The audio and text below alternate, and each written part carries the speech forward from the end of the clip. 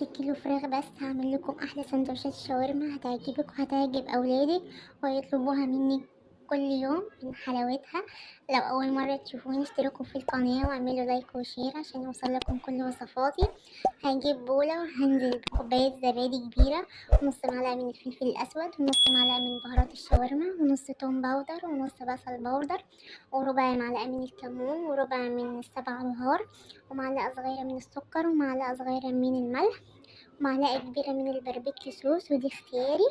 هقلبهم كويس وهنزل بمعلقتين كبار من عصير البرتقال، بتفرق في الطعم جدا متقلقيش من العصير خالص. وهكون محضرة عندي الفراخ غسلها كويس ومصفيها من اي مية مقطعها مكعبات، هنزل بيها بالتتبيلة وهقلبهم كويس. وهكون محضرة على النار طاسة او صينية فيها معلقتين من الزيت الساخن وهنزل بالفراخ فيها، هديها صدمة كده مش هقلبها أول دقيقة هسيبها على النار.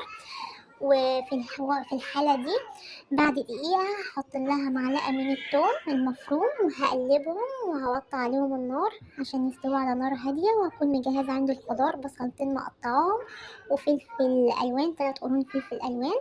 وحضر معاكم سلطة الزبادي، هجيب بولة فيها معلقتين من الطحينة وكوباية زبادي وربع كوباية لبن أو مية وربع معلقة من الكمون ومعلقتين من الخل ومعلقة صغيرة من الثوم المفروم ونص معلقة من الملح وهدوبهم كويس قوي في بعضيهم.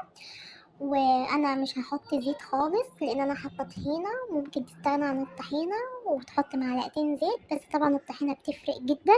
وهحط معلقتين خيار مبشور، بشر عندي الخيار. وكده هتكون السلطة عندي جاهزة وهتاكلي أحلى سلطة الزبادي. وسلام لو حطيتها في التلاجة. وهنشوف الفراخ عندي استوت وهنزل بالبصل وهقلب كده شوية لمدة دقيقة لغاية ما البصل كده ما هلاقيه دبل معايا شوية. وهجيب الفلفل الألوان اللي أنا مقطعاه هنزل بيهم. في الحالة دي مش هقلب كتير قوي الفلفل الألوان، أنا عايزاه بس لمدة دقيقة بس كده على النار وبعد كده هقفل على النار عليه. وهنزل آخر حاجة بمعلقتين بقدونس هديهم التقليبتين كده مع بعض وكده هتكون عندي الشاورما جاهزة. وآخر حاجة هنزل بالفحمية ومعاها نص معلقة من السمنة، وأهم حاجة السمنة. وبألف هنا وكده الشاورما معايا خلصت وهنعمل بيها السندوتشات وأحلى سندوتشات شاورما هتاكليها. متنسيش الاشتراك واللايك.